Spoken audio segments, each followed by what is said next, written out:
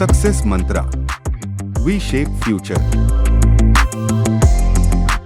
Hello students and welcome to Success Mantra. In this yet another round of marathon session, today we are going to do another two topics. The first one will be the blood relation and thereafter order and ranking. So my dear students, आज हम दो topic करने जा रहे हैं. The number one is the blood relation topic और इसके बाद हम करेंगे ऑर्डर एंड रैंकिंग. ये दोनों ही टॉपिक ये दोनों ही टॉपिक आपके एग्जाम पर्सपेक्टिव से बहुत इंपॉर्टेंट है.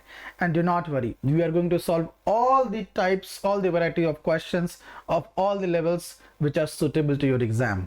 So without any further delay, let us start and practice. So today we are going to learn the topics by solving the topic. तो सबसे पहले हम ब्लड रिलेशन करेंगे. अब देखो, ब्लड रिलेशन जो टॉपिक है इसमें बेसिकली तीन टाइप के क्वेश्चंस आते हैं. The first one is pointing towards someone type, जिसमें कोई किसी की ओर इशारा करके कुछ कह रहा होता है. जैसे फॉर एग्जाम्पल, अगर मुझे अपने फादर को रिफर करना है तो मैं डायरेक्टली नहीं बोलूंगा माई फादर, मैं बोलूंगा माई सिस्टर्स सन्स. ध्यान से सुनिएगा, अगर मुझे अपने फादर को रिफर करना है तो मैं बोलूंगा my sister's son's maternal grandmother's husband. Hindi में अगर कहूं तो मेरी बहन के बेटे की नानी जी, जो कि खुद मेरी मम्मी हो गई, उनके हस्बैंड यानी मेरे फादर. तो जो चीज मैं डायरेक्टली बोल सकता था अपने फादर को, देखो मैंने कितना घुमा करके बोला. तो इस टाइप से क्वेश्चंस आएंगे under pointing towards someone type. इसको सॉल्व करने का सबसे अच्छा तरीका है कि आप खुद के ऊपर एज्यूम कर लो क्वेश्चन को. मैं आपको अभी बताऊंगा करके किस तरह से उसको करना है. Second type is the paragraph format, जहां पर आपको पैराग्राफ मिलेगा, उसमें 4-5 लाइनें होंगी, उनको पढ़ना है, उसके हिसाब से फैमिली ट्री ड्रॉ करना है एंड देयर आफ्टर आपको उसके अंदर के दिए हुए क्वेश्चंस को आंसर करना है. And the third and the final type is the coded type, which is again very important from your exams perspective, and ये आपके एग्जाम में आ चुका है. सो yes, we have to solve all the three varieties. And let us start without any further delay. तो चलिए friends, start करते हैं with the very first question. Now, this is the very first question of blood relation, और अभी हम pointing towards someone type कर रहे हैं. इसके बाद हम पैराग्राफ फॉर्मेट करेंगे एंड thereafter एंड में हम कोडेड फॉर्मेट करेंगे. तो चलिए सबसे पहले pointing towards someone type. खुद के ऊपर ले लो इस क्वेश्चन को. जैसे कि pointing to a boy, Reena said. एक बॉय को पॉइंट करके कौन कह रहा है? रीना. और क्या कह रहा है रीना? देखो एक चीज मैं क्लियर कर दूं, नेम से जेंडर क्लियर नहीं होता है. Yes, point to be noted, name alone is not a sufficient ground to declare the gender. ये बात सच है कि इंडियन कल्चर में कुछ ऐसे नेम्स हैं जो मेल के लिए हैं, राम, श्याम, लक्ष्मण एटसेट्रा. ये भी सच है कि इंडियन कल्चर में कुछ ऐसे नेम्स हैं जो फीमेल के लिए हैं, सीता, गीता, रीता एटसेट्रा. बट क्या ये भी सच नहीं है कि इसी इंडियन कल्चर में कुछ ऐसे भी नेम्स हैं जो आपने सुना होगा कि ये मेल के भी नेम्स हैं एंड ये फीमेल के भी नेम्स हैं, जैसे Kiran. Alright, so I hope it is very clear. तो name alone is not a sufficient ground to declare the gender. Point to be noted. अगर ही या हिम लग जाता है तो अलग बात है, हर या शी लग जाता है तो भी अलग बात है, तब ऑब्वियसली आप बता पाओगे. अब देखो कैसे करना है, खुद के ऊपर क्वेश्चन कर लो. Pointing to a boy, Reena said. एक बॉय को पॉइंट करते हुए रीना कह रहा है या कह रही है? रीना का जेंडर भी नहीं क्लियर है. और क्या कहा जा रहा है? My father's only brother. Now tell me, help me. My father's only brother, मेरे पिताजी के इकलौते भाई, मेरे चाचा जी, माई पैटर्नल अंकल, और मेरे चाचा जी का इकलौता child will be my cousin. आप आंसर कर लो. आपके फादर का इकलौता भाई आपके चाचा जी हुए, योर पैटर्नल अंकल, एंड उनका इकलौता बेटा, आपका क्या बेटा या बेटी जो भी है, उनका इकलौता, आपके अंकल का इकलौता चाइल्ड आपका कजिन लगेगा. So therefore the answer to the question is option number B, cousin. I hope it is very clear. Fine. तो आपने देखा कि किस तरह से आंसर इसका ऑप्शन नंबर बी, कजिन होगा. I hope I am very clear. थोड़ा सा और इसको सॉल्व करते हैं, ठीक है. Let us take some more questions and try and solve them. अब मानो कि ये सेकंड क्वेश्चन आपके पास आया. सेकंड क्वेश्चन क्या कह रहा है? The second question is telling you that pointing to a photograph, Sheela said, Sheela का कहना है, और क्या कहना है? He is the only son of my grandfather's son. He is the only son of my grandfather's son. यहाँ पे बहुत गलतियां होती हैं, क्योंकि इसकी दो वजह हैं. अब माई, खुद पे आ जाओ, खुद पे लो, तो आप माई वर्ड को ढूंढो. अब बताओ, ग्रैंडफादर, अब आपके ग्रैंडफादर तो आपके पैटर्नल ग्रैंडफादर दादाजी भी हो सकते हैं, एंड अब मैटरनल ग्रैंडफादर नाना जी भी हो सकते हैं. तो ये कौन से ग्रैंडफादर है? पैटर्नल यानी दादाजी या मैटरनल या नाना जी? ये क्लियर नहीं है. अब अगर ये क्लियर नहीं है तो इससे दो आंसर्स आ सकते हैं, एंड अगर दो आंसर्स आ जाएंगे तो आंसर इसका कैन नॉट बी डिटरमाइंड होगा. मैं बताऊं कैसे दो आंसर्स आएंगे? आइए देखते हैं. इसका आंसर ऑप्शन डी क्यों होगा, मैं बताता हूं. अब अगर ये आपके नाना जी हैं, तो आपके नाना जी का सन यानी आपके मामा जी, आपके नाना जी का सन यानी आपके मामा जी, और मामा जी का इकलौता बेटा आपके मामा जी का ओनली सन, इकलौता बेटा आपका कजिन लगेगा. तो आंसर कजिन हो सकता है, इसका आंसर कजिन हो सकता है. बट वहीं अगर आप इसको दादाजी ले लो, दादाजी, तो शीला अगर फीमेल है, शीला अगर फीमेल है, वो कह रही है माई ग्रैंडफादर सन, माई ग्रैंडफादर सन, तो शीला के ग्रैंडफादर के सन शीला के फादर हो सकते हैं, हो सकते हैं. चाचा जी भी हो सकते हैं, चाचा जी भी हो सकते हैं, और चाचा जी का इकलौता बेटा तो कजन ही लगेगा. चाचा जी का ओनली चाइल्ड तो कजन ही लगेगा, वो तो ठीक है. बट ऐसा भी हो सकता है कि शीला के दादाजी का सन खुद शीला के फादर हो जाएं, एंड शीला के फादर का इकलौता बेटा, शीला के फादर का इकलौता बेटा शीला का ब्रदर हो जाएगा ना. अगर शीला फीमेल है तो शीला का जेंडर तो क्लियर नहीं है, तो शीला फीमेल अगर हो गई तो शीला के ग्रैंडफादर यानी दादाजी का बेटा उसके फादर भी हो सकते हैं शीला के, एंड शीला के फादर जो हैं उनका बेटा जो है वो खुद शीला का अपना भाई, ब्रदर लगेगा. तो आंसर ये भी हो सकता है. तो इसीलिए जब दो आंसर्स हो सकते हैं तो हम किसी एक को तो मार्क नहीं कर सकते. I hope it is very clear कि क्यों answer can not be determined होगा, and it is indeed the right answer. Option number D, can not be determined या डेटा इनएडिक्वेट. ठीक है, और आगे बढ़ते हैं. Let us come to the next question, question number 3. अब इस क्वेश्चन में आपको फैमिली ट्री ड्रॉ करना होता है. What is a family tree? Family tree is nothing but a pictorial representation of your family relations. I repeat, family tree क्या है? Family tree कुछ नहीं, बस आपके जो फैमिली रिलेशंस है उनको पिक्टोरियल यानी डायग्रामेटिकली उसको रिप्रेजेंट करना है. इसमें बस एक ही रूल है कि जो प्रायर जनरेशन में आया उसको टॉप पे रखेंगे, जो लेटर जनरेशन में आया उसको बॉटम पे रखेंगे, जो सेम जनरेशन में आया उसको सेम लेवल पे रखेंगे. आई रिपीट, इस चीज का बहुत ध्यान रखा जाए कि कभी भी आपको जब फैमिली ट्री बनाना है तो इसका बहुत ही सिंपल सा रूल है. क्या रूल है? जो प्रायर जनरेशन में आ गया, पहले आ गया, उसको पहले यानी ऊपर रखेंगे, जो लेटर जनरेशन में आ गया उसको लेटर यानी नीचे रखेंगे, एंड जो सेम जनरेशन में आ गया उसको सेम लेवल पे रखेंगे. एंड वेरी वेरी इंपॉर्टेंट, आपको कुछ साइन कन्वेंशंस का यूज करना पड़ेगा. ऑलराइट, आपको साइन कन्वेंशंस का यूज करना पड़ेगा. एंड साइन कन्वेंशंस का अगर यूज इसकी हम बात करें तो साइन कन्वेंशंस आपके अपने हिसाब से हो सकते हैं. अब मैं जनरली क्या करता हूं कि अब अगर कोई मेल है, गाइस मेरी आवाज आ रही है आप लोगों तक? ओके, मेरी आवाज आ रही है, फाइन.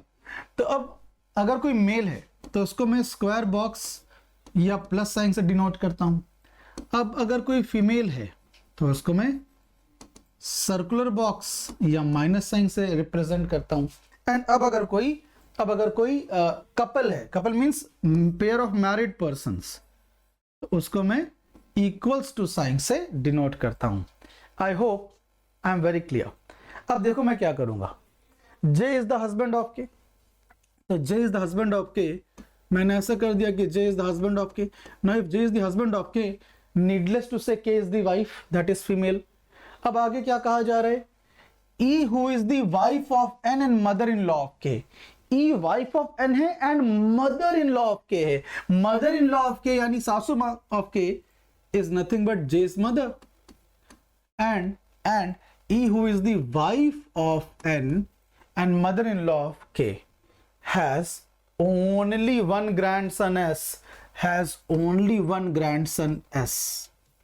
All right. तो how is J related to N? J कैसे related है N से? J is nothing but the son of N. J is nothing but the son of N. All right. तो आप पढ़ोगे, फैमिली ट्री ड्रॉ करोगे, उनमें आप इन साइन कन्वेंशंस का ध्यान रखेंगे। एंड देन एक चीज और का ध्यान रखना है जो मैंने बताया आपको, the ones who belong to the prior generation will be at the top, the ones who belong to the latter generation will be at the bottom, and the ones who belong to the same generation will be at the same level. I hope I am very clear. Okay, अब आगे बढ़ते हैं and now let us see कि इस question का answer क्या था। तो जैसे कि अभी हमने डिस्कस भी किया, इसका आंसर था ऑप्शन नंबर सी, सन। ऑल राइट, और आगे बढ़ते हैं, लेट अस सॉल्व मोर क्वेश्चंस। अब अगर हम देखेंगे, अब ये देखो, रैशल इंट्रोड्यूस 10। देखो आप लोगों को क्या करना है, जैसे ही कोई क्वेश्चन आ रहा है आप पॉज कर दीजिए। अगर आप लाइव देख रहे हैं तो अलग बात है, बट उसके बाद आप रिकॉर्डेड देख रहे हो तो जैसे ही क्वेश्चन आ रहा है पॉज कर दो, पहले खुद करो एंड देन देखो कि आंसर मैच कर रहा है कि नहीं। That is the best way.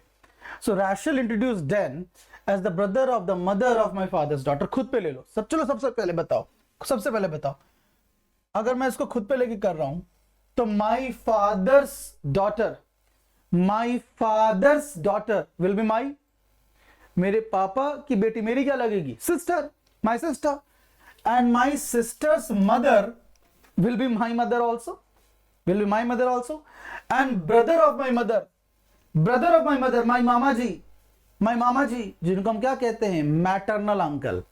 So how is Dan related to Rachel? Dan is the maternal uncle, Mama ji. So we will mark option A as the correct response.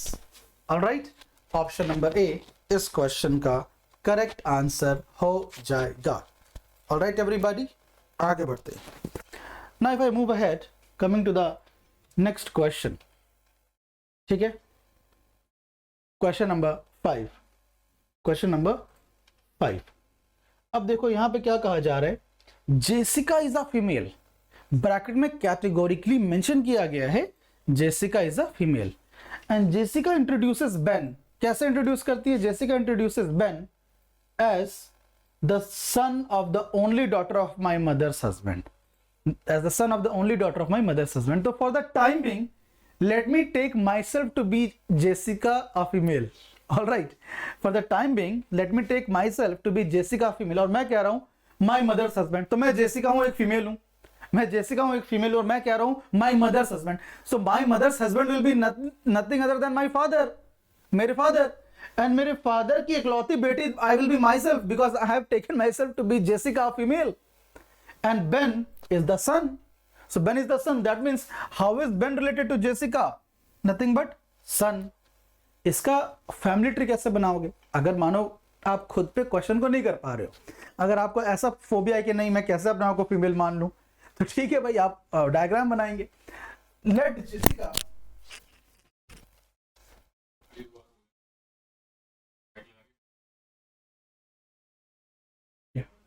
तो let us solve the question.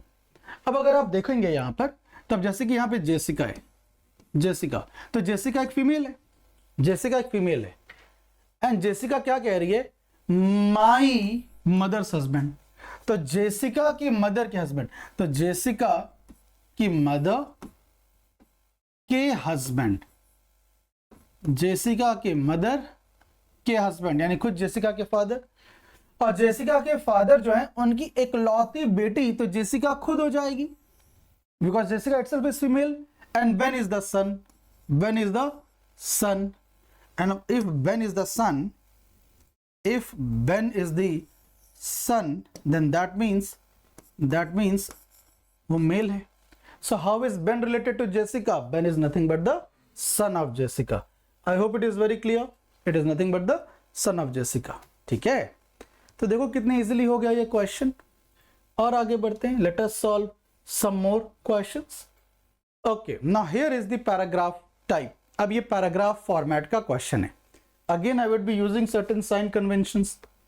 मैं ये sign conventions use करूंगा कि अगर कोई mail है तो इसको मैं प्लस से डिनोट करूंगा या स्क्वायर बॉक्स से कर सकता हूं। अगर कोई फीमेल है तो मैं इसको माइनस साइन से करूंगा या सर्कुलर बॉक्स से भी कर सकता हूं। और अगर कोई कपल है तो फिर मैं इसको इक्वल्स टू साइन से डिनोट करूंगा, फिर मैं इसको इक्वल्स टू साइन से डिनोट करूंगा। ओके, तो चलिए अब देखते हैं यहाँ पर कि कैसे इसको हम डील करेंगे। तो जब भी इस टाइप का कोई क्वेश्चन आए ना, तो आप क्वेश्चन को पढ़ो, डायरेक्ट लाइंस का यूज करो, इनडायरेक्ट लाइंस का यूज बाद में करो। अब डायरेक्ट और इनडायरेक्ट लाइंस क्या होते हैं? डायरेक्ट लाइंस मतलब मी, माई फादर और मदर, और माई सन और डॉटर, और माई ब्रदर और सिस्टर, यानी मैं, मेरे फादर मदर, मेरे सन और daughter and my brother sister, ये डायरेक्ट लाइंस हैं। Then in laws, nephew, niece, uncle, aunt, ये सब सेकेंडरी लाइंस हैं, इनका यूज बाद में करते हैं, लास्ट में करते हैं। तो आइए अब जरा इन क्वेश्चंस को समझने की कोशिश करते हैं। अब कहा जा रहा है कि A to H are 8 family members and B is the only son of C. If B is the only son of C, if B is the only son of C, देखो इस चीज का ध्यान रखना, जो पहले आया उसको ऊपर, जो बाद में आया उसको नीचे, सेम जनरेशन सेम लेवल। तो B is the only son of C, ये लाइन हो गई। अब जब आपने ये लाइन कर ली कि B is the only son of C, अब और कौन सी लाइन है? इंटरकनेक्टिंग लाइंस ढूंढो। इंटरकनेक्टिंग लाइंस में आपको ये मिल जा रहा है that A is daughter in law D। अब एक बात बताओ, आपको इंटरकनेक्टिंग लाइंस ढूंढनी थी ना। अब जब आपको इंटरकनेक्टिंग लाइंस ढूंढनी है तो आप क्या क्या ढूंढ सकते हो? Quickly tell me. Interconnecting lines मतलब आप बी एंड सी से जुड़ी हुई लाइंस ढूंढो, एंड बी एंड सी से जुड़ी हुई लाइंस आप जब ढूंढोगे तो आपको मिलेगी एक लाइन, और क्या कहा जा रहा है? A is married to C. Now the moment you get A is married to C, आपने इस तरह से कर लिया, ठीक है। कपल्स को इक्वल टू साइन से डिनोट करेंगे। और आगे पढ़ो, आगे क्या कहा जा रहा है? As daughter in law D, A की बहू है डी। ए की बहू डी होने के लिए ए का जो सन है उससे शादी होनी चाहिए डी की, तभी तो ए की बहू हो जाएगी D. So as daughter in law D is the mother of K. As daughter in law D is the mother of K. तो ये भी हमने कर लिया। अच्छा, आगे क्या कहा जा रहा है? आगे आपसे एक बहुत क्लियर कहा गया कि D हैज नो सिबलिंग्स, यानी यहां पे कोई ब्रांचिंग नहीं हो सकती, क्योंकि D का कोई ना भाई है ना कोई बहन है। फाइन, ये क्लियर में कहा है कि D, क्वेश्चन में क्लियरली कहा है कि D हैज नो सिबलिंग्स। आगे कहा जा रहा है J is the brother of के। अब आगे अगर आपसे ये कहा जा रहा है कि J is the brother of K, तो J is the brother of के आप इस तरह से लिखोगे, J is the brother of के, समवॉट लाइक दिस। अब और आगे देखो, आगे आपसे क्या कहा जा रहा है? Very clearly, K's aunt E is married to H. K's aunt E. If K's aunt E is there, अगर ये आपको क्लियरली गिवन है, तब और क्या क्या चीजें कर सकते हो? देखो, K's aunt E, अब आंट तो मदर के साइड भी हो सकती है, बट वो अलाउड नहीं है बिकॉज डी का कोई सिबलिंग नहीं था। तो K's aunt E फादर के साइड होंगी, एंड ये बेसिकली बुआ जी होंगी। K's aunt E is married to H, and because E female है तो H से शादी हुई तो H तो मेल ही होगा। तो ये फाइनल डायग्राम है, but being a human being गलती मैं भी कर सकता हूं, तो आपको केवल एक बार और पढ़ लेना है। 8 लोग A to H, B is the only son of C, हो गया। K's aunt E is married to H, A's daughter-in-law D is the mother of K, then A is married to C, D has no siblings and J is the brother of K। ये सारी चीजें एक एक line जो कही जा रही है हमने उसको फॉलो किया है, कहीं कोई वायलेशन नहीं है। दैट मीन्स ये बिल्कुल बिल्कुल सही है। Am I very clear? ठीक है, चलिए तो और आगे बढ़ते हैं, और आगे बढ़ते हैं। अब इसमें आपको कुछ लोगों का जेंडर क्लियर नहीं है। किसका किसका जेंडर क्लियर नहीं है? आपको ए का जेंडर क्लियर नहीं है, आपको सी का जेंडर क्लियर नहीं है, और साथ ही साथ आपको के का भी जेंडर क्लियर नहीं है। ऑलराइट, आपको के का भी जेंडर क्लियर नहीं है, एंड कोई बात नहीं, आंसर करते हैं क्वेश्चन का। Let us see and answer the question. ठीक है, तो अब coming to the next question, and देखते हैं कि इसके अंदर अब क्या क्या चीजें हैं जो हमें करनी है। सो अब मैं क्या करूंगा, आपको क्वेश्चंस कराऊंगा यहाँ पर, तो बहुत ध्यान से आप देखिए कि इसके अंदर अब क्वेश्चंस कैसे आ सकते हैं। इसके अंदर के जो क्वेश्चंस आएंगे वो कुछ इस तरह से आएंगे। ऑलराइट, इसके अंदर के जो क्वेश्चंस आएंगे आप कुछ इस तरह से, आप इसको देखो। पहला क्वेश्चन ये पूछा जा रहा है, हाउ इज के रिलेटेड टू ए? के कैसे रिलेटेड है ए से? तो के कैसे रिलेटेड है? के जो है वो ए का, के का जेंडर तो क्लियर नहीं है, मेल है तो ग्रैंडसन होगा, फीमेल है तो ग्रैंड डॉटर, तो ग्रैंडसन और ग्रैंड डॉटर। सो दो तरह के आंसर हो सकते हैं ना, तो cannot be determined will be the correct one. Cannot be determined will be the correct one. I hope I am very clear, fine everybody, कि क्यों आंसर होगा और कैसे होगा। अब आगे और देखते हैं। Next question is the next question is कि how many female members are there in the family if K is a male. ये इफ दिया है, यानी केवल इस पर्टिकुलर सब क्वेश्चन तक इस चीज को कर सकते हो कि अब how many female members are there if K is a male. अगर मैं के को मेल मान लूं फॉर दिस पर्टिकुलर क्वेश्चन, मैं के को मेल मान लूं तो कितने फीमेल मेंबर होंगे? फीमेल नहीं, हाँ female member. How many female members? तो एक female member will be this, another female member will be this, and certainly हमें सी और ए का ये तो पता है ना कि वो कपल्स हैं, शादीशुदा पेयर हैं। इसमें ये डाउट हो सकता है कि कौन फीमेल है यानी वाइफ है, कौन मेल है यानी हस्बैंड है, ये डाउट हो सकता है, बिल्कुल मान लिया।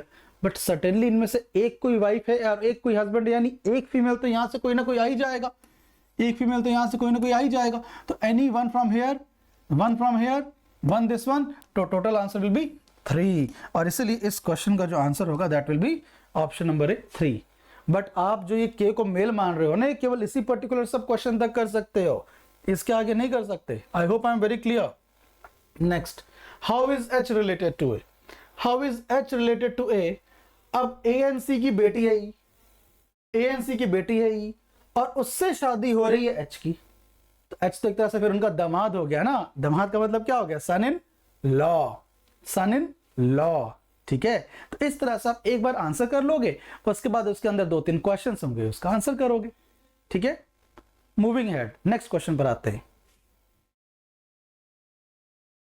दिस वन, इसको भी आप सॉल्व करना है, तो आप पॉज कर देंगे, आप सॉल्व करेंगे, ऑलराइट, एंड देन मैच करेंगे डायग्राम। तो मैं इसको फिर से सॉल्व कर रहा हूं। देखो, आपको अगेन वही करना है।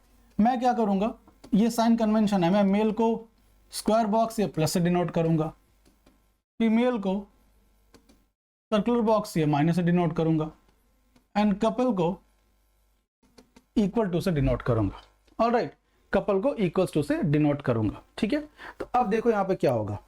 अब जब आप देखोगे, अब यहां कहा जा रहा है in a family of 6 members, in a family of 6 members, X is not mother in law of Y. ऐसी लाइन से स्टार्ट कभी मत किया करो, not mother in law, mother in law होता उस लाइन से भी शुरू मत करो। डायरेक्ट लाइंस मैंने क्या बताई थी, me, my father mother, my brother sister, my son और डॉटर, इनसे शुरू करो। तो ऐसी लाइंस ढूंढो। अब यहां पे क्या कहा जा रहा है, you is the brother of T, you is the brother of T. देखो एक बात समझ लो कि जब भी हु आता है, हु आ गया या विच आ गया, ये जहां भी आ जाए, ये अपने से, ये जहां भी आ जाए, ये अपने से जस्ट प्रीवियस पर्सन को रिफर करते हैं, just previous person, just immediate left वाले। एंड जब भी एंड आ जाए, एंड, ये उस लाइन के स्टार्टिंग पर्सन को रिफर करते हैं, ये उस लाइन के स्टार्टिंग पर्सन को रिफर करते हैं। जैसे कि यहां पर U is the brother of T, who, तो ये हु टी के लिए है, that T is the child of X. If T is the child of X, U is also the child of X. अब आगे, T is the brother in law of Y, T brother in law है Y का। अब ये एक बहुत interesting line है। देखो क्वेश्चन में कहा गया है इन अ फैमिली, यानी एक फैमिली है, एक फैमिली है। अब अगर आप T is brother in law of Y ऐसे करोगे, देखो T is brother in law of Y. अब ब्रदर इन लॉ के बहुत इंटरप्रिटेशन है, जैसे कि देखो हिंदी में क्या है, एक भाभी है, एक साली है, एक ननद है, स्पेसिफिक टर्म है। इंग्लिश में तीनों के लिए एक ही टर्म है, सिस्टर इन लॉ। तब अगर सिस्टर इन लॉ कह देगा, अब इसका क्या मतलब निकालोगे, भाभी है, साली है, ननद। इसी तरह से ब्रदर इन लॉ, अब इंग्लिश में तो एक ही टर्म है ब्रदर इन लॉ, हिंदी में स्पेसिफिक टर्म है कि जीजा है, साला है, देवर है, अलग अलग स्पेसिफिक टर्म है। तो अब यहां पर क्या मतलब निकालोगे ब्रदर इन लॉ का, ये डाइसी है। तो एक चीज ये समझो कि अगर आप T is brother in law है तो टी मेल है, ये तो क्लियर है। बट अब ऐसा भी हो सकता है कि यू की शादी जिससे हो रही है उसका भाई या बहन वाई है, टी की शादी किसी से होगी फीमेल से, उसका भाई या बहन वाई है, तो उस केस में भी टी ब्रदर इन लॉ तो हो जाएगा। बट एक प्रॉब्लम हो जाएगी, क्या प्रॉब्लम होगी, फिर 2 फैमिली हो जाएगी। एक तो ये फैमिली ऑलरेडी है, देन टी की शादी जिससे हुई उसका भाई या बहन वाई है, तो एक और फैमिली को आपको इन्वॉल्व करना पड़ेगा, बट हमें एक ही फैमिली रखना है, तो ये चीज नहीं कर सकते। ऑलराइट, टी की शादी जिससे होगी वो तो इसी फैमिली की पार्ट हो गई, बट उसका भाई या बहन इस फैमिली का पार्ट नहीं है, तो ये काम नहीं कर सकते। तो इसीलिए T is brother in law of Y. आप ऐसे कर लो कि भाई जब वाई की शादी हो गई, वो इस परिवार में आई, तो अब तो ये एक फैमिली हो गई ना। Alright, so T who is the child of X के बाद T is brother in law of Y, ऐसे कर दिए। आर इज, इसके बाद क्या कहा जा रहा है, R is the mother of X, R is the mother of X, who is, तो हु फिर से एक्स को रिफर कर रहा है, X is married to W, X is married to W, ये भी हो गया, X is married to W भी हो गया। अब फिर फाइनली क्या कहा जा रहा है, X is not the mother in law of Y. If X is not mother in law, अब इस केस में अगर एक्स फीमेल हो गई ना तो मदर इन लॉ ही बनेगी, बिकॉज उसके बेटे की शादी वाई से हो रही है। तो एक्स मदर इन लॉ ना बन पाए तो इसको हमने फादर इन लॉ बना दिया, ये फीमेल हो गई। तो X is not the mother in law of Y, हमने यहां पर फादर इन लॉ कर दिया। एक बात मैं क्लियर बता दूं, कभी क्वेश्चन में अगर कहा जाए कि x is not mother in law, तो इसका बाय डिफॉल्ट मतलब नहीं होता है कि x is not mother in law तो मतलब x is father in law. But यहां पर जो कंडीशंस बन रही थी, इसमें अगर एक्स को फीमेल रखते तो मदर इन लॉ ही होती, इसलिए फीमेल ना रख के मेल रखना हमारी मजबूरी थी। And now this is the complete diagram. Alright, I hope it is very clear. और एक एक लाइन को हमने फॉलो किया, एक एक लाइन को हमने सॉल्व किया, और now we are ready for the answers. Alright, तो अब ये एक डायग्राम है, इसको देखना है एंड आंसर करना है। So now here we move ahead with the questions. ठीक है, अब नेक्स्ट क्वेश्चन पे इस पे आते हैं। ठीक है, इसके अंदर जो क्वेश्चंस हैं, लेट अस सी देम। तो अब नाउ लिसन वेरी केयरफुली, क्या कहा गया, who is the mother of T. अब डायरेक्टली आप देख सकते हो कि mother of T is W, mother of T is W, तो इसलिए the correct answer to the question is option number C, W. ठीक है, केवल देखना है और आंसर कर देना है, एज सिंपल एज दैट। अब देखो, how is R related to you, R कैसे रिलेटेड है यू से, तो R is nothing but the grand mother of you, and therefore answer is option C, grand mother. अगर और क्लियरली एक्सप्लिसिटली पूछता विच grand mother, क्योंकि दादी जी भी ग्रैंड मदर है, नानी जी भी ग्रैंड मदर है, तो ये क्या है, दादी जी हैं, क्योंकि यू के फादर की मदर है, यू के फादर की मदर यानी दादी जी। Alright, that's why. अब ये आते हैं कोडेड टाइप पर।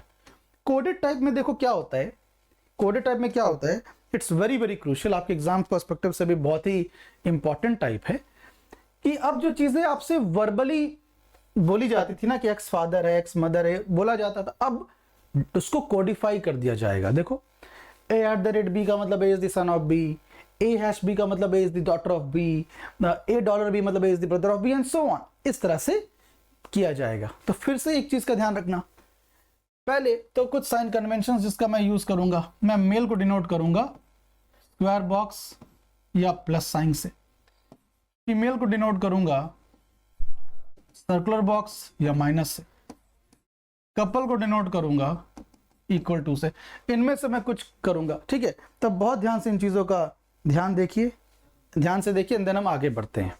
ऑलराइट, अब जब आप यहां पे देखोगे तो देखो क्या क्या चीजें हो सकती हैं। लेट अस सी, आपको क्या कहा गया, h%g, h%g यानी percentage G, h%g means h is the sister of g।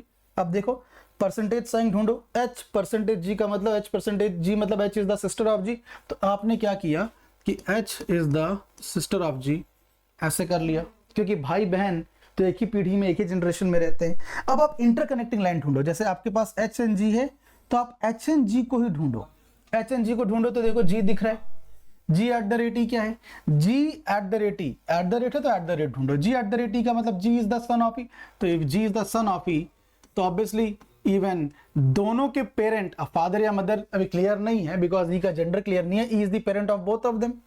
और इंटरकनेक्टिंग लाइन ढूंढो, और इंटरकनेक्टिंग लाइन ढूंढोगे तो आपको यहाँ मिलेगा h#c, h#c तो हैश देखो, h#c का मतलब h is the daughter of c, h#c का मतलब h is the daughter of c, तो h is the daughter of c आप ऐसे करोगे, क्योंकि h is already daughter of e। If h is already daughter of e, if you want to make h is the daughter of c as well, that means the two must be couples। और आगे देखो, अब आगे आप और देखोगे तो $C तो डॉलर साइन को ढूंढो, $C का मतलब C is the brother of B, तो C is the brother of B आपने कुछ ऐसे कर दिया। और देखो B एंड F का मतलब B एंड F का मतलब B is the father of F, तो B is the father of F आपने इस तरह से कर दिया। फिर आप और देखो Z एंड C का मतलब Z is the father of C, यानी इन दोनों के फादर कौन है, Z is the father of C। A star Z, star का मतलब वाइफ, ए स्टार जेड का मतलब A is the wife of Z, that means A is the wife of Z, यानी ए इन दोनों की मदर हो गई। और कोई लाइन अगर मिसिंग है तो इसको ध्यान से देखो, F at the rate D, F at the rate D, तो एट द रेट ढूंढो, F at the rate D का मतलब F is the son of D, F is the son, किसका सन, डी का, तो that means B and D are also couples. इस तरह से हो गया क्वेश्चन। तो ये तो ज्यादा इजी है, खाली कहने की बात है कि कोडेड है, क्या हो गया कोडेड है तो। अब एक बार जब आपने कर लिया ना, एक बार आपने डायग्राम बना लिया, अब कोई मेहनत नहीं है, अब आपको खाली देखना है और इसके अंदर के जो क्वेश्चंस पूछे गए हैं उनका आंसर करना है। ऑलराइट, तो अब देखो आपके पास क्वेश्चंस आएंगे। पहला क्वेश्चन है find the relation between H and A. The relation between H and A, आप देखें एच एंड ए के बीच में क्या रिलेशन है, A is the grand mother of H, A is the grand mother of H, and therefore that is the answer. तो option number B is the correct answer. ठीक है, और आप आगे देखो, आगे जब आप और देखोगे तो क्या कहा जा रहा है, how many female members are there in the family, how many female members are there in the family, 1 2 3 4, so how many female members, it's option number B, that is 4 female members। इस तरह से आप इसको answer करेंगे। ठीक है, तो चलो एक सेट और करते हैं, let us solve one more set of such kind of problems.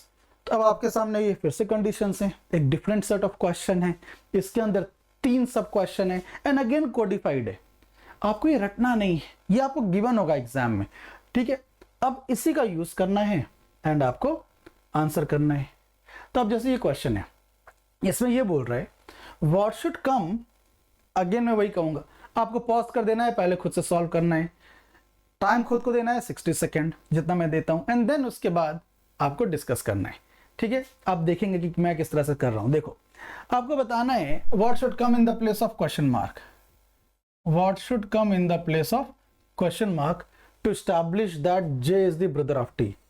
अगर J is the brother of T करना है, आप पहले तो डायग्राम बनाओ, जितना बना सकते हो उतना बनाओ। तो अब देखो ये चीज मैं बार बार नहीं बताऊंगा कि मैं मेल को स्क्वायर बॉक्स या प्लस से डिनोट करूंगा, फीमेल को मैं सर्कुलर बॉक्स या माइनस से डिनोट करूंगा, एंड कपल को मैं इक्वल टू से डिनोट करूंगा। This is very clear. अब देखो जे डिवाइडेड बाई पी, तो जे डिवाइडेड बाई पी का मतलब क्या होगा, J is the son of P, तो जे इज द सन, किसका सन, P का। Then P percentage H, P percentage H का मतलब P is the mother of H, तो P इज द मदर, किसकी मदर, H। अब H के बाद यहाँ क्वेश्चन मार्क T है, बट एक बात बताओ, अगर आपको प्रूव करना है J is the brother of T, J already brother है H का, आपको प्रूव करना है J is the brother of T, J already brother है H का, तो अगर J को ब्रदर ऑफ T प्रूव करना है तो दोनों को सेम जनरेशन पे रखोगे ना, क्योंकि भाई बहन सिबलिंग्स जिनको हम कहते हैं अपने, वो तो सेम जनरेशन में होते हैं।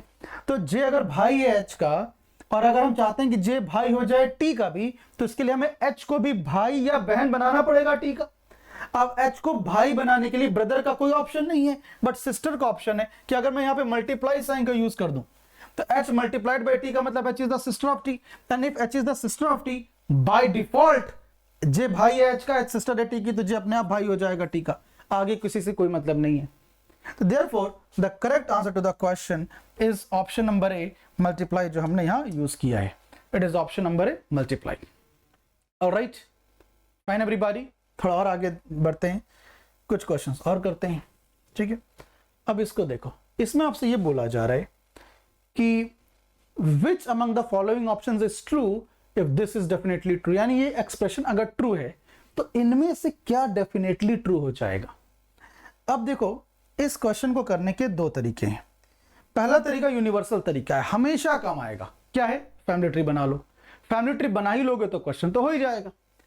फैमिली ट्री क्या बनाओगे, देखो फैमिली ट्री ऐसे बनाओगे, i plus T, i plus T का मतलब है i is the father of T, i plus T का मतलब है i is the father of T, t percentage j, t percentage j का मतलब है t is the mother of j, j multiplied by L, j multiplied by L का मतलब है j is the sister of l, and l divided by k, l divided by k का मतलब है l is the son, l is the son, किसका son, k का, तो इसका मतलब अगर l सन है k का, that means k and t couples हैं, हस्बैंड वाइफ है, तो फैमिली ट्री तो बन ही गया।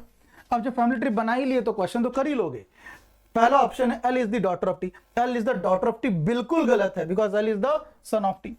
दूसरा K is son in law of I, बिल्कुल सही है बिकॉज आई की जो बेटी है उससे शादी की हुई है तो के दामाद हो जाएगा सन इन लॉ, तो इसलिए वो सही है।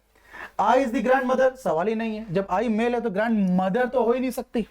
Then T is the father of J, सवाल ही नहीं है, T is the mother of J, तो सारे ऑप्शन एलिमिनेट हो गए। आंसर है ऑप्शन नंबर बी। तो ये तरीका तो आपको हमेशा ही काम आएगा, कोई डाउट नहीं है, हमेशा काम आएगा। बट जब मैं इस क्वेश्चन को करा रहा था तो मुझे एक और चीज दिखी, ये चीज हमेशा नहीं होगा, हमेशा नहीं होगा, बट इस बार तो हो सकता है, तो मैं डिस्कस कर ले रहा हूं। ध्यान से देखो मैं अभी क्या करने जा रहा हूं, ध्यान से देखना। अब अगर आप देखेंगे इन सबको तो आप बहुत इजीली आंसर कर सकते थे वर्बली। देखो आप ऑप्शन डी को देखो, ऑप्शन डी था T is the father of J. आप डायरेक्टली टी को देखो, T percentage J, T percentage J, T percentage J का मतलब T is the mother of J. अब अगर टी मदर है तो फादर होने का सवाल ही नहीं है, जेंडर चेक हमने किया। फिर यहां पे देखो ऑप्शन सी क्या है, I is the grand mother of L, I is the grand mother, तो आप यहां चेक करो I plus T, I plus T का मतलब I is the father of T. अगर I is the father of T तो I is the grand mother, सवाल ही नहीं है। Option B K is the son in law of I, तो आप के को ढूंढो। अब L divided by K, L divided by के का मतलब L is the son of के, L is the son of के, इससे के का जेंडर क्लियर नहीं है तो हम इसको पूरी तरह से नकार नहीं सकते कि होगा ही नहीं। अब ऑप्शन ए में आइए, ऑप्शन ए है L is the daughter of T, L is the daughter of T यानी आप L को देखो, L divided by K, L divided by K means L is the son of K. अगर L is the son of K तो can L be the daughter in any circumstance, obviously no. तो इस question के options इस तरह से placed थे, ऐसा हमेशा नहीं होगा, बट इस पर्टिकुलर क्वेश्चन के ऑप्शंस ऐसे प्लेस थे कि आप वर्बली आंसर कर सकते थे। आई hope it is very clear. But जहां पर ये काम नहीं होगा, आप ऑब्वियसली बात है फैमिली ट्री बनाओगे, वो हमने इसके पहले डिस्कस कर रखा है, ठीक है। Now let us come to the next one. अब आते हैं नेक्स्ट क्वेश्चन में, ओके। अब यहां पर क्या कहा जा रहा है, what should come in the place of question mark to establish that T is sister-in-law of Q? In-laws का मतलब क्या होता है? The family members of the one whom you will marry, the family member of your spouse. Who is a spouse? For a husband, wife is the spouse. For a wife, husband is the spouse. Spouse को क्या कहते हैं हिंदी में? जीवन साथी, the better half. Alright.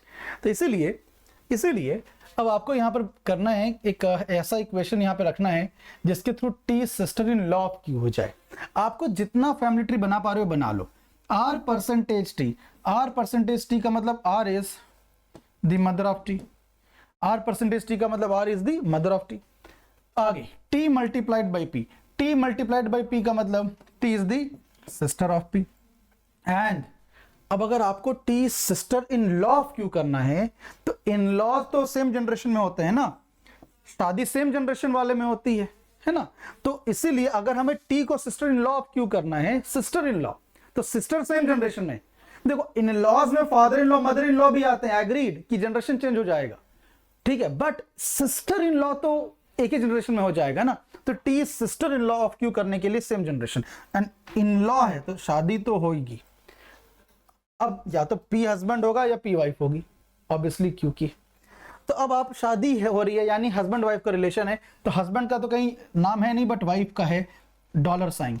अगर आप यहाँ डॉलर साइन यूज करोगे तो डॉलर साइन यूज करते ही क्या होगा, सोचो, P dollar Q, P dollar Q का मतलब P is the wife of Q, then if P is the wife of Q, if P is the wife of Q, तो आगे अब कुछ देखना ही नहीं है कि Q प्लस V क्या होगा। ऐसे Q प्लस V तो Q is the father of V, Q plus V का मतलब Q is the father of V, ये तो ठीक है, बट हमें वहां तक जानी नहीं है, डायरेक्टली आपको दिख रहा है now T is sister in law of Q, T is sister in law of Q, and that is precisely what we had to establish over here.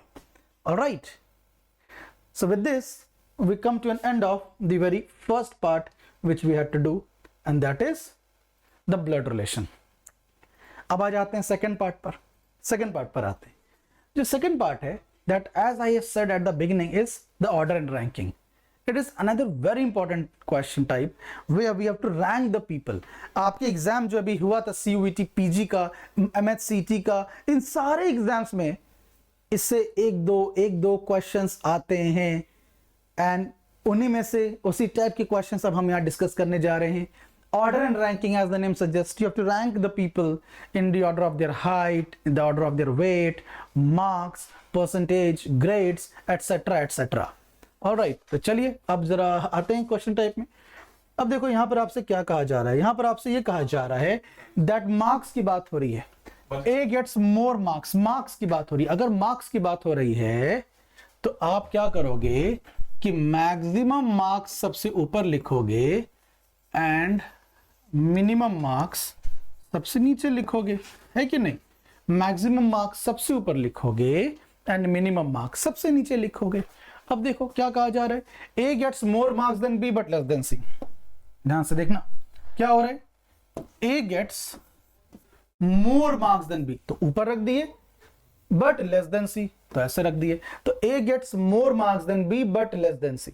आगे D gets less than E but more than A, D gets less than E but more than A. तो एक set of information ये है, दूसरा set of information ये है, but आगे भी तो पढ़ो। If C gets less than D, if C gets less than D, अगर C gets less than D तो D will be placed above, and D से भी ज्यादा किसको थे, ई को, so E will be placed here.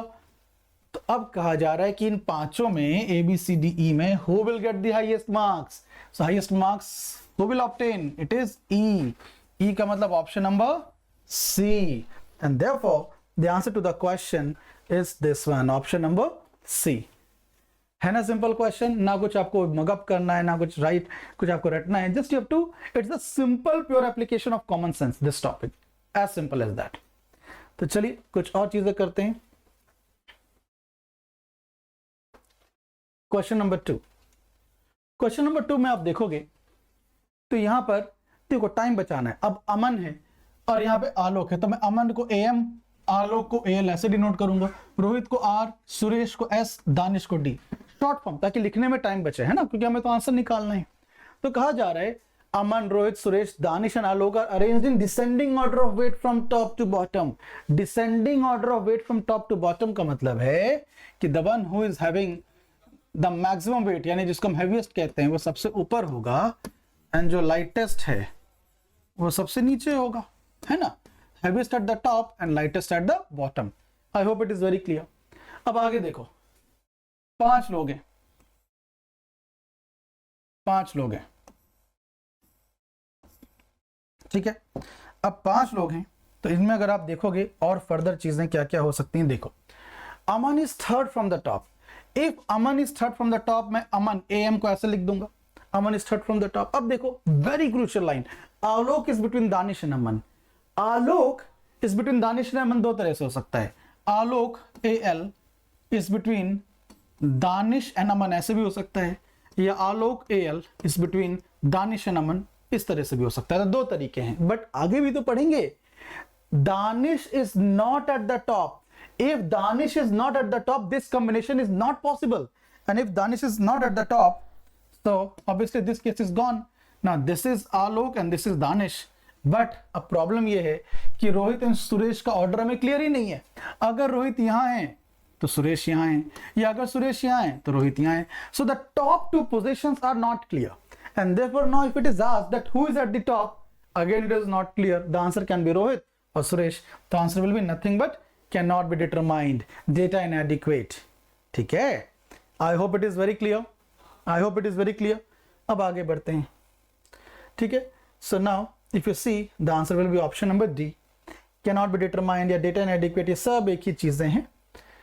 Question number 3, अब इसमें भी देखो वही तरीका है, पॉज करिए, खुद से सॉल्व करिए एंड देन आंसर मैच कर लीजिए। फास्ट फॉरवर्ड करके देखिए, टाइम बचाइए। Rakesh is 6 ranks ahead of Tanvir in a class of 42 students. एक क्लास है, क्लास में जो बेस्ट परफॉर्मर है वो टॉपर है, उसको यहां लिखेंगे, जो वर्स्ट परफॉर्मर है वो बॉटम में है, उसको यहां लिखेंगे। Rakesh is 6 ranks ahead of Tanvir.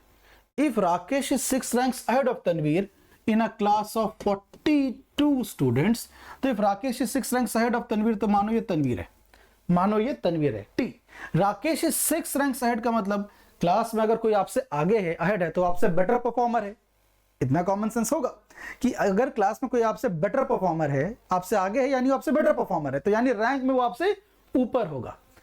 तो इफ, जैसा कि क्वेश्चन ने कहा, Rakesh is 6 ranks ahead of Tanvir, तो this is 1 rank ahead, this is 2 rank ahead, this is 3 rank ahead, this is 4 rank ahead, this is 5 rank ahead and this is 6 rank ahead. तो 6 rank ahead का मतलब बीच में 6 लोग नहीं, एक कम 5 लोग होंगे, क्योंकि अहेड किसको कहते हैं?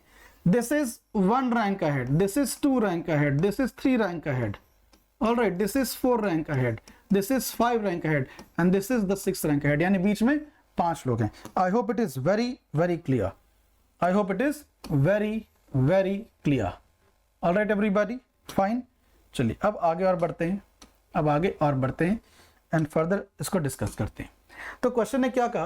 Rakesh is 6 ranks ahead of Tanvir in a class of 42 students if Tanvir's rank is 18 from the last. अगर तनवीर की रैंक लास्ट से 18 है, अगर तनवीर की रैंक लास्ट से 18 है तो राकेश की रैंक से 24 होगी। क्यों? क्योंकि अगर ये 18 फ्रॉम द लास्ट है तो ये 19 फ्रॉम द लास्ट, ये 20 फ्रॉम द लास्ट, ये 21, 22, 23 एंड ये 24 फ्रॉम द लास्ट, यानी this is 24th from the last. अब एक बात बताओ, 42 लोगों में Rakesh is 24th from the last, तो राकेश के ऊपर कितने लोग होंगे? इस एरिया में कितने होंगे? टोटल 42 में से 24 माइनस कर दो, 18 होंगे। टोटल 42 में से 24 माइनस कर दो, 18 होंगे। एंड अगर 18 लोग इस रीजन में हैं, अगर 18 लोग इस रीजन में हैं राकेश से ऊपर, तो राकेश की खुद की पोजीशन 19th हो जाएगी। राकेश के ऊपर 18 है ना, तो राकेश खुद 19th होगा और वही इस क्वेश्चन का भी आंसर होगा, वही इस क्वेश्चन का भी आंसर होगा। ऑलराइट, अगर आप एक लाइन में खड़े हो और आपके राइट में 2 लोग हैं, तो आपके राइट में 2 हैं, सही बात है, तो आप राइट से थर्ड हो जाओगे, third. I hope it is clear. आप एक लाइन में हो और आपके आगे 10 लोग हैं, अगर आपके आगे 10 हैं तो आप 11वें पोजीशन, 11th पोजीशन पे होगे आगे से, ठीक है। So just keep that in mind and now let us proceed to the next one. Question number 4, easiest question of today. क्या कह रहा है? verbally you can answer. If a man is at 14th position in a row from both the sides, now both the sides can be left and right side or the top and bottom side, कोई भी एक ले लो। कहा यह जा रहा है कि एक पर्सन है, वो एक क्लास में, आप लेफ्ट एंड राइट ले लो, दोनों से 14th है। a man is at 14th position, left से भी वो 14th है, राइट से भी 14th है। अब अगर एक पर्सन लेफ्ट एंड राइट दोनों से 14th है और आपको अगर टोटल नंबर ऑफ पर्सन बताना है, तो अब ज्यादा मेहनत नहीं, आप ये पर्सन जो है, ये पोजीशन है, ये लेफ्ट से भी 14 है और यही पोजीशन, यही राइट से भी 14 है, तो आप दोनों को ऐड कर दो, दोनों को ऐड करोगे 28 आएगा। बट हम एक ही पर्सन, एक ही पोजीशन को ट्वाइस नहीं काउंट कर सकते ना, कि लेफ्ट से भी 14th ले लें एंड साइमल्टेनियसली राइट से भी 14th ले लें, दोनों नहीं कर सकते, कि लेफ्ट से भी 14th ले लें, राइट से भी 14th ले लें। तो उसको ध्यान में रखते हुए हम एक पर्सन को दोबारा नहीं काउंट कर सकते, तो उसी को बैलेंस आउट करने के लिए हम -1 कर देते हैं और आंसर विल बी 27। तो कभी भी किसी पर्सन की पोजीशन दोनों एंड से अगर आपको पता है, कभी भी किसी पर्सन की पोजीशन दोनों एंड से पता है, add the 2 positions and then subtract 1 to take care of the double counting और over counting, whichever you can say. Alright, आगे बढ़ते हैं। Next question number 5। इसमें यह कहा जा रहा है that among 5 friends having different height की बात हो गई, so now you have to rank them in according to their height. तो जब हाइट के अकॉर्डिंग रैंक आप करेंगे तो क्या करोगे? जो टॉलेस्ट है, माय डियर स्टूडेंट्स, जो टॉलेस्ट है, जिसकी हाइट सबसे ज्यादा है, उसको आप सबसे ऊपर रखोगे, है ना। जिसकी हाइट सबसे ज्यादा है, टॉलेस्ट, उसको आप सबसे ऊपर रखोगे, है ना। And the one who is the shortest, the one who is the shortest, उसको आप यहां रखोगे, ठीक है। अब देखो क्या कहा जा रहा है, among 5 friends having different height, M is taller than K but not than Y. M is taller than K but not than Y का मतलब shorter than Y, because सबकी हाइट अलग अलग है। अगर सबकी हाइट अलग अलग है तो सेम हाइट हो नहीं सकती, तो इसलिए M is taller than K but not than Y का मतलब shorter than Y। आगे कहा जा रहा है H is taller than Y but not than A, H is taller than Y but not than A का मतलब shorter than A। तो यानी टॉलेस्ट टू शॉर्टेस्ट तो अरेंज हो गया, टॉलेस्ट शॉर्टेस्ट रेंज हो गया, but if they stand in increasing order of height, increasing मतलब छोटे से बड़े की ओर, if they stand in increasing order of height यानी छोटे से बड़े, यानी सबसे पहले कौन आएगा? सबसे पहले क्या आएगा? उससे बड़ा देन M, उससे बड़ा Y, उससे बड़ा H एंड देन सबसे बड़ा A। तो इस तरह से आगे बढ़ोगे। Alright, fine. इस ऑर्डर में आप आगे बढ़ोगे। एंड जब आप इस ऑर्डर में आप आगे बढ़ेंगे तो ऑब्वियस सी बात है, आपसे कहा जा रहा है who will be first in the line, तो first in the line will obviously be K. So the one who is the first in the line will obviously be K, and that is what is the correct answer, option number A. इसमें कई लोग क्या कर देते हैं, A कर देते हैं, and वही गलत हो जाता है। Alright, तो I hope it is very clear, and now that brings us to the next question. तो अब चलिए next question आप करेंगे, and here we go. ठीक है, आप again आप देखिए, and yes I am very sure that yes you will be able to do this. देखो, among P, Q, R, S, T, R is taller than only P. ये बहुत interesting and बहुत ही एकदम ट्रिकी लाइन है। कितने लोग हैं? 6 लोग हैं। P, Q, R, S, T and U, तो 6 लोग हैं। तो 6 लोग हैं, तो मैंने क्या किया, इस तरह से मैंने 1 2 3 4 5 एंड 6, तो 1 2 3 4 5 एंड 6, और ये टॉलर शॉर्टर यानी हाइट की बात हो रही है। तो ऑब्वियसली बात है, जो टॉलेस्ट है उसको मैंने ऐसा रख दिया, एंड जो शॉर्टेस्ट है उसको मैंने नीचे रख दिया। तो क्वेश्चन ये कह रहा है, among P, Q, R, S, T and U, R is taller than only P. If R is taller than only P, if R is taller than only P, that means it is shorter than everyone other than P. Point to be noted. Only बहुत ही crucial word हो जाता है। If R is taller than only P, that means R is shorter than everyone other than P. तो इसलिए इसको ध्यान में रखते हुए R को यहां रखोगे, P को यहां रखोगे। R is taller than only P का मतलब it is shorter than everyone other than P. S is shorter than only T and Q. अच्छा एक बात बताओ, क्वेश्चन ने क्या कहा, among P, Q, R, S, T, U, जो 6 लोग हैं, in them R is taller than only P and U. Sorry, let me correct it. R is taller than only P and U. That means थोड़ा एक यहाँ पे error है, इसको हमें सही करना पड़ेगा, अदरवाइज ये गलत हो जाएगा। Alright, R is taller than only P and U है ना, पूरी लाइन पढ़ना है। Okay, I didn't read the complete line. R is taller than only P and U, but इसमें एक प्रॉब्लम है। R is taller than only P and U में R को तो यहाँ कर दोगे, but P and U तो डाइसी हो गया ना, P and U तो डाइसी हो गया। R is taller than only P and U का मतलब R is shorter than everyone other than P and U. Very very crucial line. R is taller than only P and U का मतलब R is shorter than everyone other than P and U. तो हो गया R is taller than only P and U. अब ऐसे shorter than only T and Q, ऐसे shorter than only T and Q का मतलब, ऐसे shorter than only T and Q का मतलब ऐसे taller than everyone other than T and Q. And अब आपसे कहा जा रहा है that if each of them has a different height according to which we have already arranged them, who among them will be third from the top?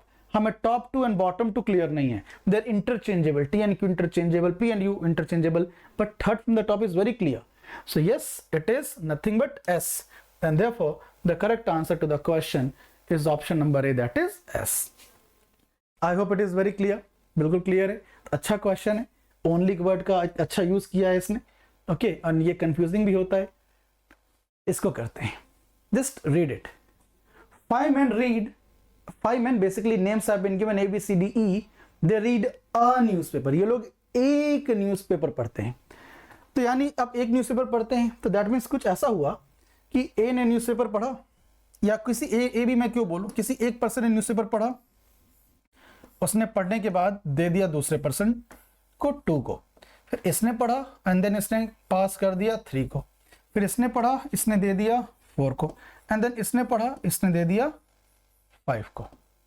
इस तरह से newspaper एक से पास से दूसरे के पास शिफ्ट होता चला गया। अब देखो क्वेश्चन ने क्या कहा, the one who reads first gives it to C। तो जिसने सबसे पहले पढ़ा उसने किसको दे दिया, C को। the one who reads last has taken it from A, तो A यहां हो गया। E was not the first not the last। E ने ना सबसे पहले पढ़ा, E ने ना सबसे पहले पढ़ा ना सबसे लास्ट में पढ़ा, तो उसने अब यही पढ़ा, यही जगह बची थी। then very important, there were 2 readers between B and A। B and A के बीच में 2 लोगों ने न्यूज़पेपर पढ़ा। अगर B and A के बीच में 2 लोगों ने न्यूज़पेपर पढ़ा, अगर B and A के बीच में 2 लोगों ने न्यूज़पेपर पढ़ा, तो B को यहां रखोगे।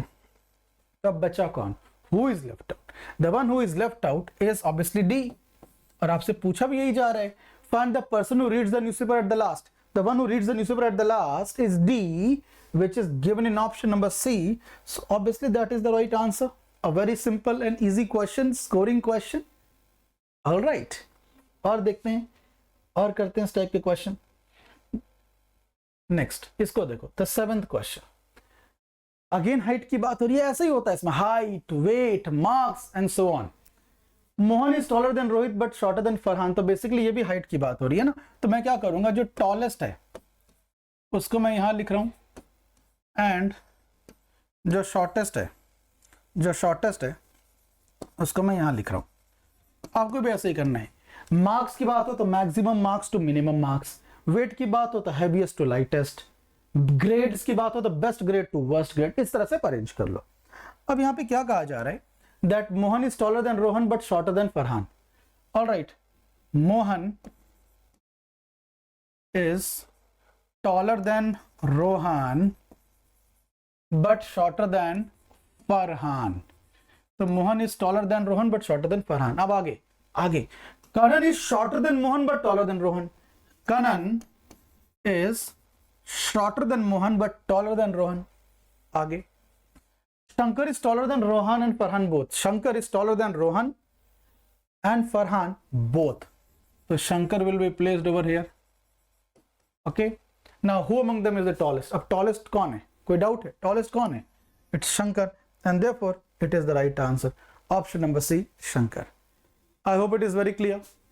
फाइन, बिल्कुल क्लियर है. तो इसी तरह से आपको इन क्वेश्चंस को डील करना है, इनको सॉल्व करना है. Next question number 9. अब यहाँ पे बात मार्क्स की हो रही है. अब अगर बात मार्क्स की हो रही है तो अभी मार्क्स के टर्म्स में बात करेंगे, है ना. तो let us arrange them in the order of marks. तो अब यहाँ पे मार्क्स है, तो एक काम करते हैं, यहाँ पे मैक्सिमम मार्क्स रख देते हैं एंड यहाँ पर मिनिमम मार्क्स रख देते हैं. ऑलराइट, अब देखो यहाँ पर Pritam got more marks than Krishna. तो अब देखो Pritam got more marks than Krishna. Pritam got more marks than Krishna. Krishna who got. अब देखो मैंने आपको ब्लड रिलेशन में एक चीज समझाई थी, वही चीज मैं दोबारा से यहां पे समझा रहा हूं. जब भी हु आ जाए या विच आ जाए तो ये अपने से जस्ट प्रीवियस पर्सन को रिफर करता है. बट जब भी एंड आ जाए तो वो उस लाइन के स्टार्टिंग पर्सन को रिफर करता है. Okay, it refers to the starting person of that particular line. ठीक है. तो अब देखो Pritam got more marks than Krishna. Krishna who, तो हु आ गया, तो just previous person. Krishna got less marks than Anuj. Krishna got less marks than Anuj. अब यहां पे तो हमें डाउट हो गया कि Krishna got less marks than Anuj, कि अनुज यहां होगा या अनुज यहां होगा. बट आगे देखो Anuj got less marks than Pritam. तो अब तो क्लियर हो गया कि Anuj got less marks than Pritam. आप कैसे रखोगे. आगे Rishi got less marks than Krishna but more than Khushboo. तो Rishi got less marks than Krishna but more than Khushboo. तो आप इसीलिए आप इस तरह से कर दोगे. And now then who scored the second highest marks. Point to be noted. Then who scored the second highest. Highest is scored by Pritam, तो second highest will be scored by Anuj. Who scored the second highest marks will be scored by Anuj, and therefore the correct answer is option number B, Anuj. यहां पे कई लोग बता देते हैं highest marks से least marks. ध्यान दीजिए सेकंड हाईएस्ट पूछा है, तो highest is Pritam, second highest is obviously Anuj. Alright, और आगे करते हैं. Then next question is again of the very simple type. इसने क्या कहा, that in a row of 40 girls, there are 40 girls in a row. Row is usually, you all are well aware, it is horizontal in. Okay, so you all are already aware that row is horizontal in nature. So if row is horizontal in nature, तो आप क्या करोगे, देखते हैं. So this is the row, this is the left hand and this is the right hand. So in a row of 40 girls, so total how many girls? 40. So in a row of 40 girls, P is fifth from the right. This is P, who is fifth from the right. and q is 15th from the left. Suppose this is q and q is 15th from the left. So how many girls are between p and q? Simplest of question. Total 40 girls हैं. 40 girls में p right से 5th है, q left से 15th है. तो हमें बताना है कि इस रीजन में कितनी गर्ल्स होंगी. तो इस रीजन में जो गर्ल्स होंगी it will be equals to, इस रीजन में जो गर्ल्स होंगे that will be equal to, जो टोटल 40 लोग हैं, टोटल 40 लोग हैं उनमें से माइनस करोगे क्या, टोटल 40 गर्ल्स में से माइनस करोगे 15 प्लस 5, 15 प्लस 5 ये चीज करोगे. तो जब इसको फर्दर सॉल्व करोगे तो 40 माइनस 20 होगा, यानी it is 20. And that is the correct answer. That is the correct answer. Option number C 20. I hope it is very clear. ठीक है, और आगे बढ़ते हैं. तो देखो कितने सिंपल क्वेश्चन है. इसमें तो और भी कुछ हमें याद करना ही नहीं है. We just have to apply the concepts, that's it. अब देखो यहाँ पे क्या कहा जा रहा है. In a row of boys x is 13th from the right end and y who is 20th from the left end interchange their positions. अच्छा क्वेश्चन है, अच्छा क्वेश्चन है, ध्यान से देखना. वो अभी मैं पहले इसको नॉर्मल तरीके से बताऊंगा एंड देन इसका शॉर्टकट भी बताऊंगा. आई रिपीट, मैं इसको पहले नॉर्मल तरीके से बताऊंगा एंड देन शॉर्टकट भी बताऊंगा. नॉर्मल तरीका तो है कि भाई आप इसको प्रॉपर करें. जैसे कि एक रो है, एक रो में x जो है वो 13th फ्रॉम राइट है, x जो है वो 13th फ्रॉम राइट है एंड y जो है वो 20th फ्रॉम लेफ्ट है. बट ये है बिफोर इंटरचेंज. ये जो पोजीशन है ये बिफोर इंटरचेंज है, ये बिफोर इंटरचेंज है. x जो है वो 13th फ्रॉम राइट है एंड y है वो 20th फ्रॉम लेफ्ट है. ये बिफोर इंटरचेंज है. But after interchange, after interchange क्या हुआ, ये तो बिफोर इंटरचेंज ठीक है. आफ्टर इंटरचेंज ये हुआ, आफ्टर इंटरचेंज ये हुआ that x is 35 from the right. X is 35 from the right. How many boys are there in the row? How many boys are there in the row? So now have a look at this. बहुत ही simple है, बहुत ही clear है. दो लोग हैं x and y. एक person x से जो राइट से 13th है, एक पर्सन y है वो लेफ्ट से 20th है. ये इंटरचेंज के पहले है. इंटरचेंज के बाद x 35 फ्रॉम राइट हो गया. ठीक है. अब इसमें देखो पहली दिक्कत तो ये होती है, अभी मैं शॉर्टकट बताऊंगा बट पहले समझो. पहली दिक्कत तो ये होती है कि केस ओवरलैपिंग बनेगा या नॉन ओवरलैपिंग, उसमें डाउट होता है. नॉन ओवरलैपिंग का मतलब एक ऐसा केस जिसमें कुछ ऐसा हो, ये ऐसा हो, ये ऐसा हो, यानी कोई भी ओवरलैप नहीं कर रहा. ओवरलैपिंग क्या होता है, ओवरलैपिंग का मतलब एक ऐसा केस, ओवरलैपिंग का मतलब एक ऐसा केस जिसमें ये एरिया, आप देखो ये एरिया ओवरलैप कर रहा है कि नहीं कर रहा है, ये एरिया ओवरलैप कर रहा है कि नहीं, एक के ऊपर एक है कि नहीं, तो इसको कहते हैं ओवरलैपिंग केस. तो पहले तो हमें ये समझना है कि ओवरलैपिंग है नॉन ओवरलैपिंग है. मैं दोनों केस बना रहा हूँ और आपको समझा रहा हूँ. एग्जाम में इतनी मेहनत नहीं करनी है, अगेन बता रहा हूँ, शॉर्टकट बताऊंगा, वेट फॉर अ व्हाइल. तो अब अगर नॉन ओवरलैपिंग केस बनाऊं, नॉन ओवरलैपिंग, तो उसका मतलब ये लेफ्ट हैंड है, ये राइट हैंड है. इंटरचेंज से पहले x was 13 from the right hand, x जो है वो 13th फ्रॉम राइट हैंड है एंड y जो है y वो 20th फ्रॉम लेफ्ट हैंड है.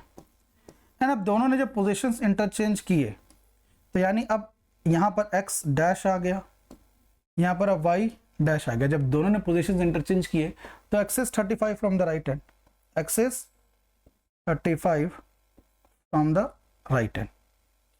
ठीक है, एक तरफ ये डायग्राम है, ये नॉन ओवरलैपिंग है. अब एक ओवरलैपिंग का डायग्राम बना देता हूं.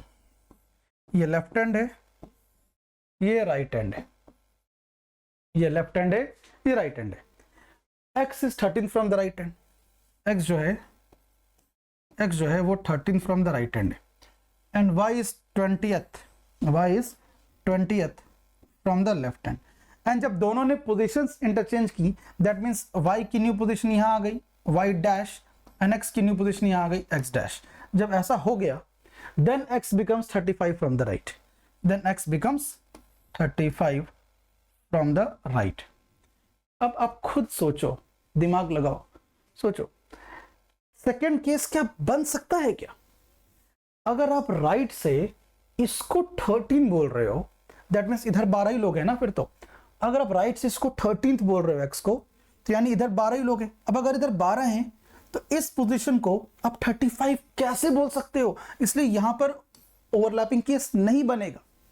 हाँ, ये केस बन सकता है कि ये पोजीशन आप देखोगे तो ये x राइट से 13 है, तो राइट से ये 13 है तो ये दूर हो गया ना, तो ये 35 हो सकता है। आई होप इट इज क्लियर। ये राइट से 13 है ना, अगर ये राइट से 13 है तो ये दूर है, ये 35 हो सकता है, तो दिस इज फाइन। बट क्या एग्जाम में आपको इतना बना के चेक करना होगा कि वो नॉन ओवरलैपिंग है, ओवरलैपिंग है? तो जवाब है बिल्कुल भी नहीं, बिल्कुल भी नहीं। तो एग्जाम में कैसे करेंगे, आइए देखते हैं। अगर जब भी इंटरचेंज का क्वेश्चन आएगा, आई रिपीट, जब भी इंटरचेंज का क्वेश्चन आएगा, आपको दो लोग दिए जाएंगे, एक की पोजीशन लेफ्ट से, दूसरे की राइट से, एक की लेफ्ट से, दूसरे की राइट से।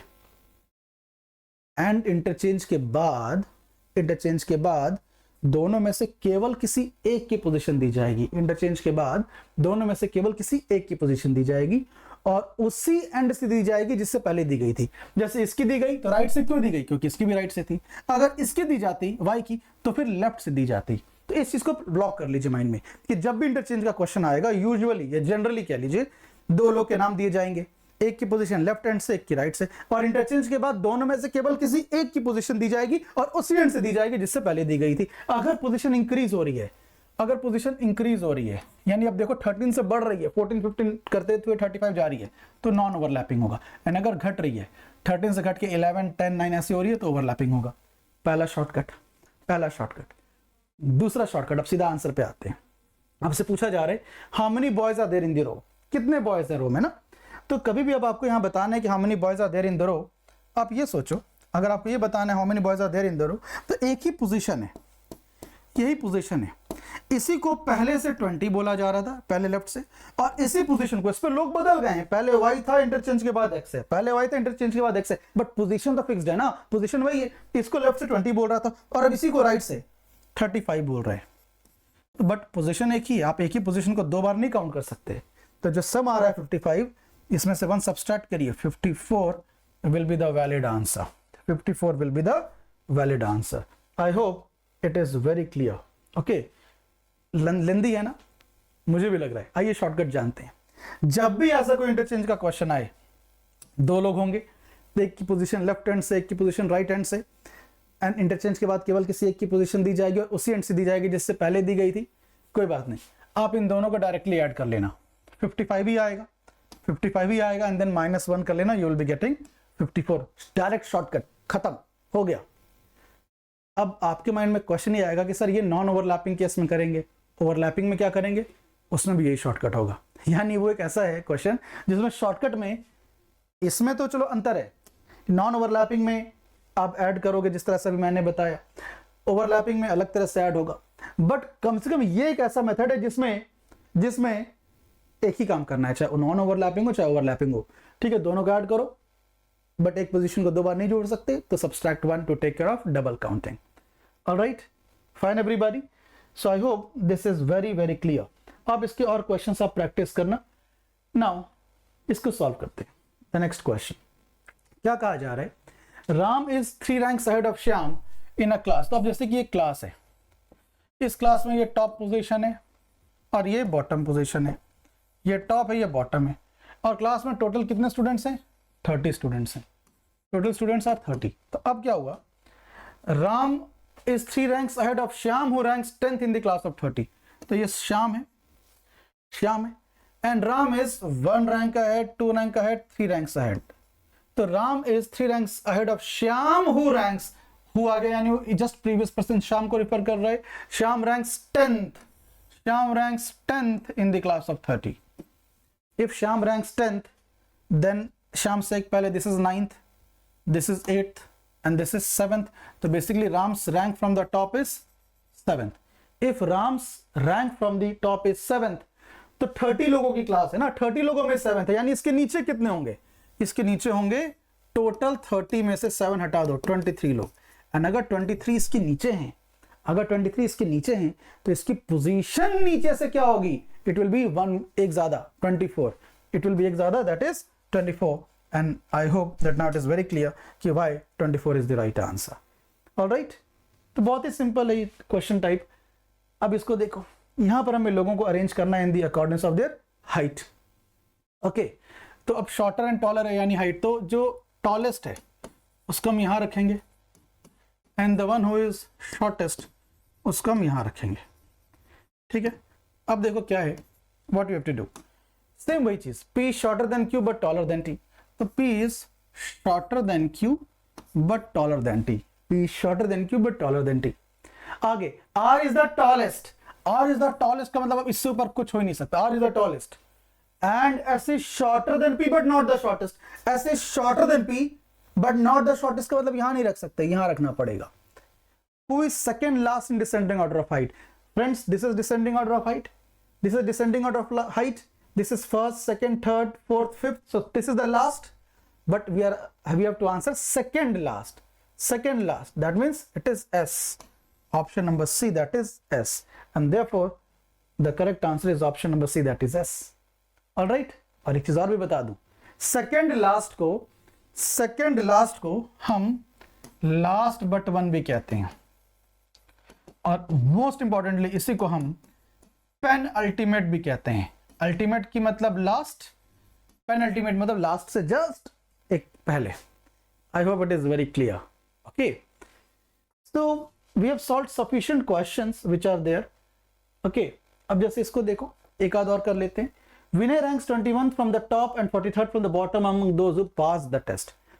इसी क्लास में एक टेस्ट हुआ, उसमें Vinay rank 21st from the top and 43rd from the bottom among those who pass the test. 10 students did not give the test while 8 were failed. 8 were failed in that exam.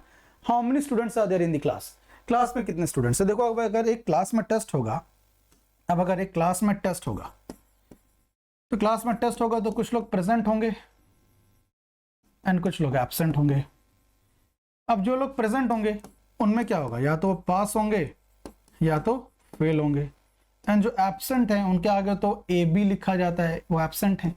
All right, अब देखो, अब क्या कहा जा रहा है कि class में अमंग दोज हु पास्ड, उसमें क्या हुआ, ये क्लास थी, इससे मानो ये टॉपर है एंड ये बॉटम में है, और ये उन लोगों की बात हो रही है जो पास किए हैं, among those who passed the test, among those who passed the test. तो among those who passed the test, among those who passed the test, इनमें क्या कहा जा रहा है, Vinay rank 21st from the top, ये विनय है, Vinay rank 21st from the top and 43rd from the bottom among those who pass the test. तो अब अगर मैं पूछूं कितने लोगों ने टेस्ट पास किया, तो कितने लोगों ने पास किया, अब आप कर सकते हो, एक ही पोजीशन है, एक ही पोजीशन है, इसको टॉप से 21 बोला जा रहा है, बॉटम से 43 बोला जा रहा है, इसको ऐड करो 64 आएगा, but we can not count one position twice, so to take care of this repetition we will subtract one. तो पास लोग 63 आ गए, पास लोग 63 आ गए।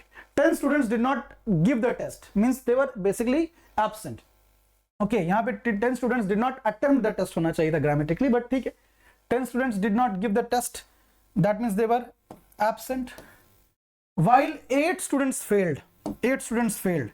तो टोटल लोग कितने थे क्लास में, इनको आप ऐड करोगे, 63 plus 8 71 plus 10 81, but obviously that is not a part of the options, so yes, we are bound to mark none of these as the correct response. All right, fine everybody, तो I hope कि आपको ये question clear हो गया हो। And now my dear students, finally this is the homework question which you have to solve and answer at the comment box। इसको आप solve करोगे and comment box पर answer करोगे। Simple easy question, do solve it, answer at the comment box, and I will respond to all the comments over there. All right, with this we come to an end of the session, guys. Thank you and all the best.